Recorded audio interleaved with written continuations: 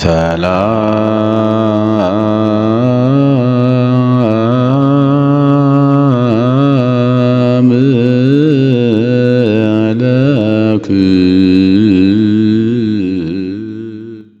በስመ አብ ወወልድ ወመንፈስ ቅዱስ አሐዱ አምላክ።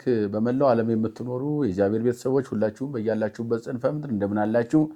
እንደምን ከረማችሁ? እንደ እግዚአብሔር መልካም ፈቃድ የተለመደውን የሐዲስ ኪዳን ትምህርት የሉቃስን ወንጌል እንቀጥላለን።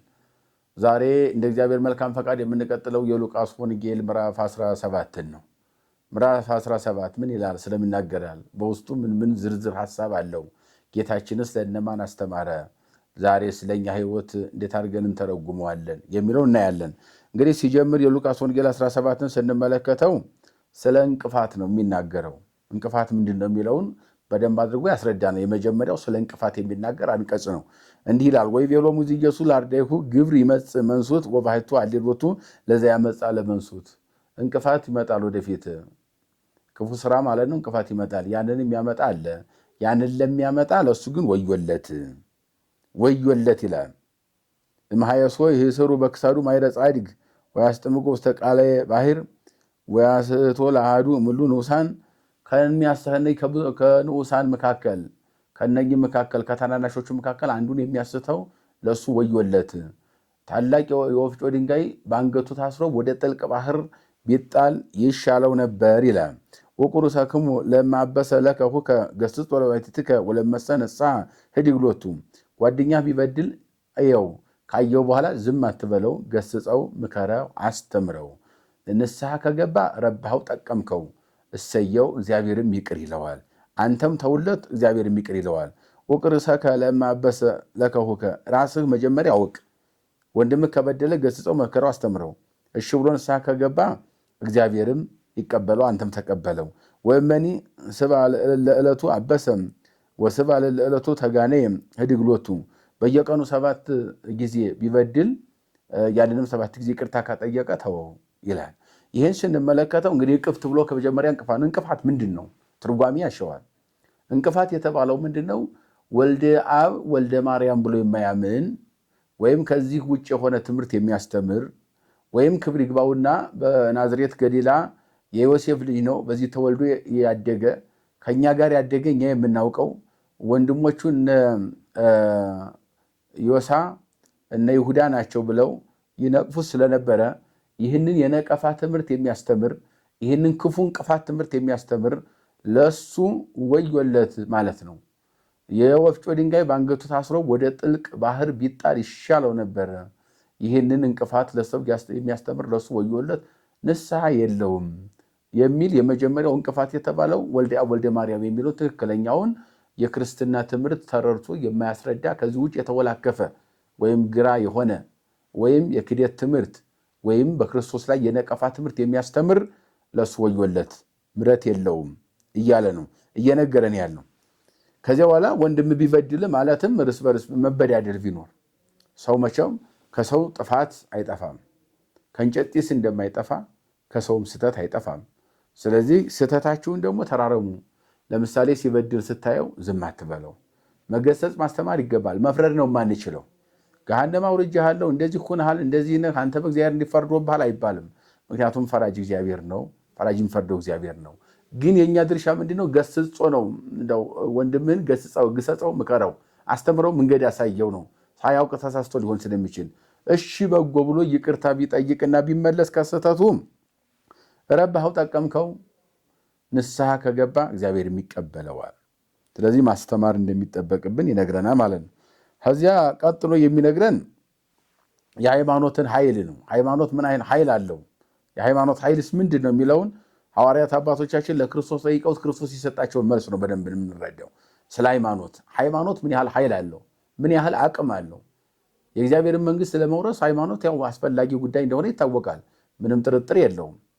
ምንም እንኳን ሃይማኖትን የሚያጠነክሩ የሃይማኖት ደግሞ በጣም ለሃይማኖት እጅግ አስፈላጊ የሆኑ ደግሞ መሰረተ ነገሮች ቢኖሩም ሃይማኖት አስፈላጊ ነገርና ወይም ሃይማኖት ደግሞ ኃይል ያለው ምን ያህል ደግሞ በተለይ በአጋንንት ላይ ምን አይነት ኃይል እንዳለው ሃይማኖት ያላቸው ሰዎች ማንኛውንም የማያልፉት ፈተናና መከራ እንደሌለ ሃይማኖት ብርቱ በትር እንደሆነ ወይም ምርኩዝ እንደሆነ ያስረዳናል ማለት ነው። ወይቤልዎ ሐዋርያት ለእግዚእነ ኢየሱስ ክርስቶስ ጌታችን ሐዋርያት ቀርበው እንዲህ ብለው ጠየቁት አምላካችንን ወስከነ ሃይማኖት ጨምርልን ብለው የጠየቁት። ሃይማኖት ይጨምራል አይጨምርም? ሃይማኖት ያድጋል? አዎ ያድጋል። ሃይማኖት የሚጨመር አይደለም። ያድጋል ስንልም ደግሞ እንደ ሕፃን ልጅ ከትንሽ ወደ ትልቅ ያድጋል ማለት አይደለም። ሃይማኖት አንድ ጊዜ ይሰጣል፣ አንድ ነው። በዚያ ላይ መጨመር መቀነስ የለም፣ አይቻልም። ግን ምንድነው ያድጋል? ሃይማኖት ያድጋል ስንል ግን ምግባር መጨመር በምግባር ማለት ነው። እድገቱ ምግባር ነው። ሃይማኖት ኑሮ ስራ ከሌለ ምንም ሃይማኖቱ ትርጉም ላይኖረው ይችላል። ምግባር ያስፈልጋል። ሃይማኖት ጹም ይላል መጾም፣ ሃይማኖት ጸልይ ይላል መጸለይ፣ ሃይማኖት ስገድ ይላል መስገድ፣ ሃይማኖት ተፋቀሩ ይላል መፋቀር፣ ሃይማኖት ትዕግስተኛ ሁን ይላል ትዕግስተኛ መሆን፣ ሃይማኖት መጹት ይላል መመጾት፣ ተካፍሎ መኖር። ይሄ እድገቱ ምንለው ስራው ነው ማለት ነው። ሃይማኖት አንድ ነው፣ እድገቱ ስራ ነው። በስራ ማሳደግ ይቻላል። ወስከነ ሃይማኖት ጨምርልን ብለው ሐዋርያት ወደ ጌታችን ቀረቡ። እሱም እንዲህ ብሎ መለሰላቸው ወይቤሎሙ ኢየሱስ እመብክሙ ሃይማኖት መጠነ ህጠተ ሰናፒ ወትብልጓ ለዛቲ ሰግላ ተመልሂ እምስሮኪ ወተተከሊ ውስጥ ባሕር ትትእዘዝ ለክሙ። ይችን ሾላ ከዚህ ተነቅለሽ ወደዚያ ሂጂ ብትሏት የሰናፍጭ ቅንጣት ያክል ሃይማኖት ካላችሁ ሾላው ከዚህ ተነቅሎ የፈለጋችሁት ቦታ ላይ እናንተ ባዘዛችሁት መሰረት ተነቅሎ ሂዶ ይተከላል። ሰናፍጭ ቅንጣት ማለት ሰናፍጭ ቅንጣት ታናሽ ናት፣ ግን ፍጽምት ናት። ፍጹም የሆነ እምነት ካላችሁ ማለት ነው። ፍጹም የሆነ እንከን የሌለው ሃይማኖት የሰናፍጭ ቅንጣት ግድፍ ጉድፍ የላትም፣ አሰርገሰስም የላትም። ጥርት ያለች ናት፣ ግን ትንሽ ናት። እንደዚሁ አሰርገሰስ የሌለው ክደት የሌለው ተንኮል የሌለው እንደገናም ደግሞ ይሄ አለማመን የሌለው ጥርት ያለ እምነት ካላችሁ ሾላውን ከዚህ ተነቅለ ሂድ ብትሉ ተነቅሎ ይሄዳል። ከዚያ ተተከል ብትሉትም እንደዚያው እንዲያላችሁት ይታዘዝላችኋል። መኑ ምን የክሙ ዘቦ ገብር አረሳዊ ወመኒን ወላዊ አራሽም ገበሬ ቢሆን ከእናንተ መካከል በግ ጠባቂም ቢሆን ወይም በግ የሚያረባ ቢሆን አትወ ሞፍሩም ከተሰማራበት ይብሎኑ እግዚኡ እርግ ፍጡነ ወና ርፍቅ ምስሌ ከዚያ ጥለህናና ወደኔና እና ከኔ ጋር አብረት ተቀመጥ የሚለው አለን። አኮኑ ይብሎ አስተዳሉ ሊተ ዘደረር ወቅንት ወመጥወኒ እስከ እበል ወሰቲ ወእምዝ ብላ ወስተይ አንተሂ። እነሆ ከዚያ በኋላ የሚበላውን የሚጠጣውን አስቀምጥልኝ ብሎ ይጠይቀዋል። እርሱም ያስቀምጠው በኋላ ብላ ጠጣ ይለዋል እንጂ ስራውን ትተህ በግ ማርባቱን ትተህ እርሻ ማረሱን ትተህ ከተሰማራበት ስራ ጥለህናና ከኔ ጋር ተቀመጥ የሚል አለ ከእናንተ መካከል። በሆኑ እንጋ ምስጋና ይህ እንጃ ለውእቱ ገብር ለዚያ ምስጋና ይገባዋል። ወለእመ ገብረ ግብሮ ዘአዘዞ እግዚኡ ጌታው አድርግ ብሎ ያዘዘውን ስራውን ሲጨርስ ለሱ ምስጋና ይገባዋል። የሚገባው ነገር ይደረግለታል፣ ይመሰገናል። ከማሁኪ አንትሙኒ ገቢረክሙ ኩሎ ዛዘዝኩክሙ በሉ አግብርት ጽሩዓን ንሕነ ወዘይደልወነ ለገቢር ገበርነ። እናንተም ደግሞ ብዙ ሰርታችሁ መልካም ስራ ሰርታችሁ አይ ምንም የሰራነው ነገር የለም የሚገባን ስራ ሰራን እንጂ ብላችሁ በትትና ንገሩ፣ አስተምሩ፣ አርአያ ሁኑ በማለት ጌታችን ኢየሱስ ክርስቶስ የምንሰራ የጽድቅ ስራ ሰርተን እንደሰራን ልንመጻደቅበት ሳይሆን ልንጸድቅበት ስለሆነ እንዳልሰራን ሆነን በትትና ስራችንን ሸፍነን ለእግዚአብሔር ብቻ እሱ ብቻ እንዲያውቀው በትትና መስራት እንዳለብን እንደ ፈሪሳውያን አደባባይ ላይ ራሳችንን መስበክ እንደማይጠበቅብን በደንብ ያስረዳናል ጌታችን አምላካችን መድኃኒታችን ኢየሱስ ክርስቶስ።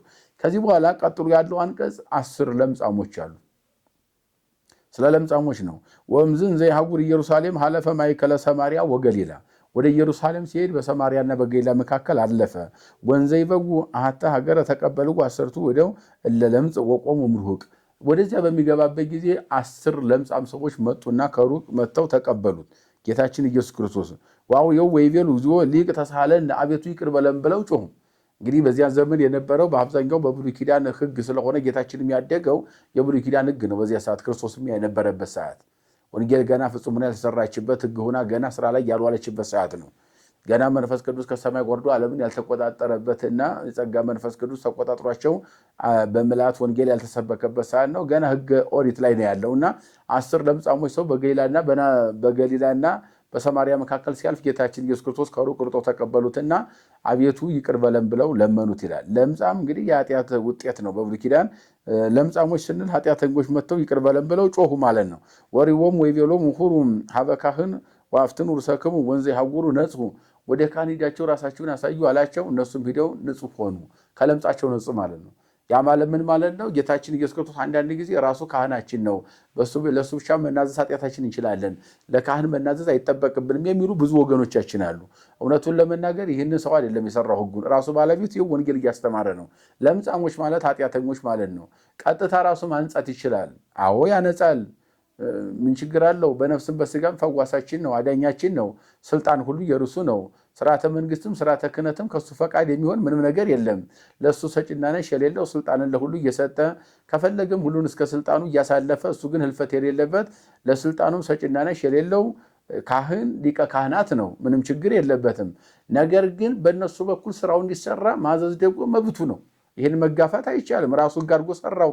ካህናት ለምን አስፈለጉ? ለምን በካህናት ክርስቶስ ሂድ ሁሩ አፍትኑ ርእሰክሙ ለካህናት፣ እናንተ ራሳችሁ ሂዱና ለካህናት አሳዩ አላቸው። እርሱ ማንጻት እየቻለ በካህናት በኩል እንዲነጹ አድርጓል። እነሱም ደግሞ ቃሉን ተቀብለው 10 ለምጻሞችም ወደ ካህናት ሄዱ፣ ለካህናት አሳዩ ራሳቸውን፣ ማለትም ንስሐ ገቡ፣ ተናዘዙ፣ ነጽተው መጡ። ወንጌል ነው። ስለዚህም ካህናት ጋር ሂዶ ከኃጢአት መንጻት መቀደስ ከእግዚአብሔር የተሰጠ ልዩ ስልጣንና ሀብት ጸጋ ስለሆነ ትምህርተ ንስሐን በደንብ አድርጎ የሚያስረዳን ክፍል ነው። ወሪዋ አሐዱም እምኔሆሙ ከመ ነጽሐ ወተመይጠ እንዘ ያአኩቶ ለእግዚአብሔር በዐቢይ ቃል፣ ንጹሕ እንደሆነ ባወቀ ጊዜ ከ10 አንዱ እግዚአብሔርን እያመሰገነ ወደ እግዚአብሔር ሄደ። ወሰገደ ታሕተ እገሪሁ ለእግዚእ ኢየሱስ በገጹ ዋይኮቶ ሳምራዊ ውእቱ ሲሆን ከሳምራውያን ወገን የመጣ ነውና ጌታችን ኢየሱስ ክርስቶስ ከእግሩ ስር ወድቆ እያለቀሰ ደስ ብሎት ደስታውን ገለጠ። ዋውሳ እግዚእ ኢየሱስ ወይቤሎ አኮኑ 10 እሙንቱ አንትሙ እናንተ 10 ነበራችሁ እለነጻይክሙ አይቴኑ እንከ ተሰዓቱ 10 ናቸው የነጻችሁት፣ ከእናንተ መካከል 9 የት ሄዱ ብሎ ጠየቀው። ሎሙሰ ተስእሎሙንም ተመይጦ ዋይኩቶቶ ለእግዚአብሔር ዘእንበለ ዝንቱ ዘካልእ ህዝቡ። እንግዲህ እነዚህ ወደ እነሱ ወደ እግዚአብሔር መጥተው ማመስገን ምን እንደተሳናቸው ዘእንበለ ዝንቱ ለካልእ ህዝቡ ለሌላ ህዝብ እንደሆነ አስበው ነው መሰል ወደ እርሱ እንዳልመጡ ይሄድ ነገረው። ወይቤሎ ተንስ ወሁር ሃይማኖትከ አይወተከ፣ ተነስና ሂድ ሃይማኖት አድኖሃል ብሎ ጌታችን ኢየሱስ ክርስቶስ ይህን ሰው መላኩን ነው። እንግዲህ እነኛ ለመምጣታቸው ጌታችንን የሌላ ህዝብ እነሱ ደግሞ የሌላ ሐዋርያትን የሌላ ወይም ካህናት የሌላ ጌታችን የሌላ አድርገው እንደዚያ መስሏቸዋል። ይሄኛው ግን መጣ። በመምጣቱ ግን ይሄ ዘላለማዊ ድነት ያንኛ ከስጋ መንጻታቸውን ይሄኛው ደግሞ ከነፍስም ጭምር መንጻቱን ኢየሱስ ክርስቶስ አረጋግጦ መንገሩን ይነግረናል። ይቀጥልና ስለ እግዚአብሔር መንግስት ነው። ስለ እግዚአብሔር መንግስት ቀጥሎ ያለው አንቀጽ ስለ እግዚአብሔር መንግስት ይነግረናል። ወተስእልዎ ፈሪሳውያን ወይቤልዎ ማይዜ ትመጽእ መንግስተ እግዚአብሔር፣ ጌታችን ኢየሱስ ክርስቶስን እነኚህ ፈሪሳውያን ቀርበው የእግዚአብሔር መንግስት መቼ ነው የምትመጣው አሉ። ስለ መንግስተ ሰማያት መምጣት ነው። አዲስ ሰማይና አዲስ ምድር መቼ ይመጣሉ? የማይናወጸው ሰማይና ምድር መቼ ይመጣል? የማያልፈው ሰማይና ምድር መቼ ይመጣል? እነሆ መንግስተ ሰማያት በመካከላችሁ ብለህ እየሰበክን ያቺ የእግዚአብሔር መንግስት የምትመጣው መቼ ነው ብለው መጠየቃቸው ነው ፈሪሳውያን። ዋውሳ ወይቤሎሙ መለሰ እንዲህም አላቸው፣ ይትመጽእ መንግስተ እግዚአብሔር በተዓቅቦ፣ በመጠባበቅ የእግዚአብሔር መንግስት አትመጣም፣ ስራ በመስራት ነው እንጂ። ማለትም ዛሬ ትመጣለች ነገ ትመጣለች የሚለው አለም ዋናው አጀንዳው ለመንግስተ ሰማያት የሚያበቃ ስራ ሰርቶ መጠበቅ ነው እንጂ እንደው ዝም ብሎ በደመነፍስ መጠበቁ ትርጉም የለውም። ወይ ይብልዋ ነያ ዝየ ወነያ ከዚህ ናት ከዚያ ናት አትባልም። የእግዚአብሔር መንግስት መንግስተ እግዚአብሔር ሰነያ ማእከሌክሙ ይእቲ፣ እነሆ የእግዚአብሔር መንግስት በመካከላችሁ ናት እኔ ነኝ እያለ ነው። እነሱ አሁን ዝም ብሎ ጎትቶ አንጥቶ ሌላ ጥሩ ቤት ያለው ያማረ የተዋበ የተነጠፈ የተጎዘጎዘ ሐረገ ወርድ የተሳለበት ለየት ያለ ስርዓት ያለበት ቤት ወይም ቤተ መንግስት አንጥቶ ይቺ ናት እንድላቸው ነው የፈለጉት እንደዚያ። እሱ ግን ምን አለ? ነዋ ማእከሌክሙ፣ የእግዚአብሔር መንግስት በመካከላችሁ ናት። ሌላ የተሰራ ሰው የሰራው ቤት አጠብቋል፣ እኔ ነኝ እያለ ነው። ምክንያቱም ደግሞ እኔ ነኝ ሲል እኔን ያላመነ አይወርስም።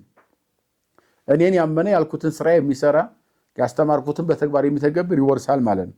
ስለዚህ መንግስተ ሰማያትን ከምትጠብቁ እኔን ብታምኑኝና ብትቀበሉኝ መንግስተ ሰማያት ገባችሁ ማለት ነው። ከኔ ውጪ የምትመጣ መንግስት የለችም፣ እኔን ሳትቀበሉም የምትወርሱት መንግስት የለም ብሎ ስለ መንግስተ ሰማያት ባለቤትነት አስረግጦ ራሱን የገለጠበት ነው። ወይቤሎሙ ለአርዳኢሁ ይመጽ ለተማሪዎቹ ይመጽ መዋዕል አመ ትትፌነው ትርአዩ አሐተ እምነ መዋዕሊሁ ለወልደ እጓለ እመሕያው ወይትሬኢሁ ይመጽ መዋዕል አመ ትትፌነው ወትርአዩ ልታዩ የምትላኩበት ጊዜ አለ። አሐተ እምነ መዋዕሊሁ ከዘመኑ አንዲቷን ለወልደ እጓለ እመሕያው እሰ ወይትሬኢሁ የሰው ልጅን ግን አታዩትም አለ። ወለመ ይቤሉክሙ ነዋ ዝየ ወነአ ከሀከ ከዚህም አለ ከዚህ አለ ቢሏችሁ አትመኑም። ይተጻው ይትድግሙ አትሄዱ አትከተሉ። እስመ ከመ መብረቅ ዘይበርቅ ወያበርስ እስከ አጽናፈ ሰማይ ከማሁ ምጽአቱ ለወልደ እጓለ እመሕያው መብረቅ ከምስራቅ ታይቶ እስከ ምዕራብ ድረስ ብርሃኑ ነጸብራቁ እንደሚቆጣጠር ወይም ከአንድ ቦታ ሲወጣ ነጸብራቁ ጽንፍ እስከ ጽንፍ እንደሚደርስ ወልደ እጓለ እመሕያው ክርስቶስም ሲመጣ ከዳር እስከ ዳር እንደዚያ ነው። ወባይቱ እምቅድመ ዝንቱ ኩሉ ብዙሃ የሐመም ወይታሜክሮ ለዛቲ ትውልድ። እንግዲህ ከዚህ በኋላ ሁሉም ብዙ ሕማም መከራ አለ፣ ፈተና አለ። እቺ ትውልድም ትፈትነዋለች። ወም ከመኮነ በመዋዕሊሁ ለኖህ ከማሁ ይከውን ምጽአቱ ለወልደ እጓለ እመሕያው ሲበሉ ሲጠጡ ሲያገቡ ሲጋቡ ሲጨፍሩ በኃጢአት ውስጥ ዓለም ውስጥ እንዳሉ በኖህ ዘመን ድንገት መያይህ መጥቶ ዓለም እንደተቆጣጠረ እንዲሁም በዚህ ምድር ላይ ስትኖሩ ንስሐ ሳትገቡ ወልደ እጓለ እመሕያው ክርስቶስ መጥቶ ሊቆጣጠር ስለሚችል አምናችሁ ንስሐ ግቡ፣ ያስተማርኳችሁን ተቀበሉ በማለት የሰው ልጅ ዝም ብሎ በወሬ ብቻ በማውራት ብቻ ያለ ተግባር ዝም ብሎ ስለ እግዚአብሔር መንግስት እያወሩ መቼ ትመጣለች መቼ ትሄዳለች እያሉ ከዚህና ከዚያ ናት እያሉ እያወሩ ብቻ መኖር እንደማይጠበቅ ራሱን አዘጋጅቶ ንስሐ ገብቶ ዝግጁ ሆኖ መጠበቅ ጽድቁ እሱ እንደሆነ አስረግጦ የተናገረው የወንጌል ክፍል ነው ማለት ነው። የመከረን የገሰጸን ያስተማረን የሰራዊት ጌታ እግዚአብሔር አምላካችን ከፀሐይ መውጫ እስከ ፀሐይ መግቢያ በፍጥረታት ሁሉ አንደበት ስሙ የተመሰገነ ይሁን። ይቆየን።